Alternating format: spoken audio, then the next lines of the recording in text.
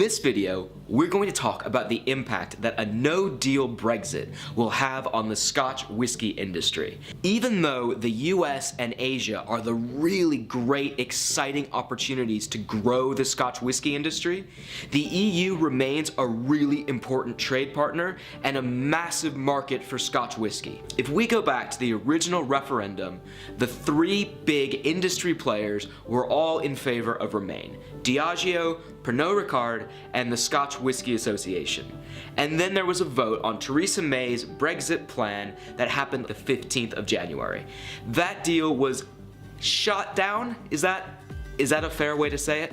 It was the worst defeat ever suffered by a British Prime Minister in this House. Before we start though, I am curious about what all of you think about Brexit. So if you just click the poll right here, just leave, remain, don't care, let us know. To set out what Parliament does want. I couldn't care less. The Scotch Whisky Association has identified 3 areas that they think will be impacted by a no-deal Brexit: labeling laws, EU trade deals, and customs and excise processes. So let's talk about each of those and how they'll be impacted. Labeling changes. To import a bottle of whiskey into the EU, you need to have an EU address on the label. Right now, all of the Scotch companies have a Scottish address, which is fine.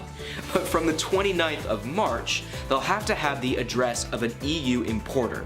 That means that they'll have to have different labels for UK whiskey and European whiskey. And in many cases, they might need more than one label for EU countries. That significantly increases the cost for the distilleries because they need to have shorter bottling runs. And if it increases the distilleries' costs, chances are it might increase our costs. Now let's look at EU trade deals. Right now, the Scottish whisky industry benefits from 40 free trade agreements with the bloc and non-EU states like South Korea, the Dominican Republic, or Monaco. In a no-deal Brexit scenario, the Scottish Whisky Association estimates that the loss of these trade deals could cost the industry £50 million a year in tariffs. And that's not accounting for the loss of market progression in the long term. The last bit to talk about is the impact on customs and excise processes. Right now, the Scottish Whisky Association benefits from a computerized system that facilitates trade between the UK and the EU. It means that they can track movement of goods from the UK into any European country, and they only pay excise when they get to the country they'll be sold in. In a no-deal scenario, they'd need to have customs declarations at the UK-EU border, and that would make it a lot more complicated and costly to get whiskey out of the UK and into the EU. And those are the main issues that would come from a no-deal Brexit.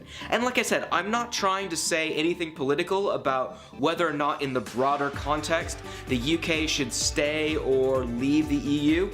That's not really what I'm trying to do in this video. I'm just talking about what some of the actual consequences would be if there's a no-deal Brexit.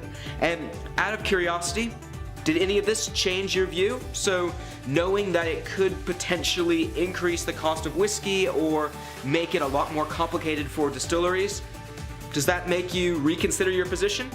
Maybe, maybe not, but let us know because I'm just really curious what you think. Thanks for watching this video. We try to make whiskey fun and accessible for everybody. Make sure you click the subscribe button. We do new videos every week and we give away a free bottle of whiskey every month. So make sure you don't miss out.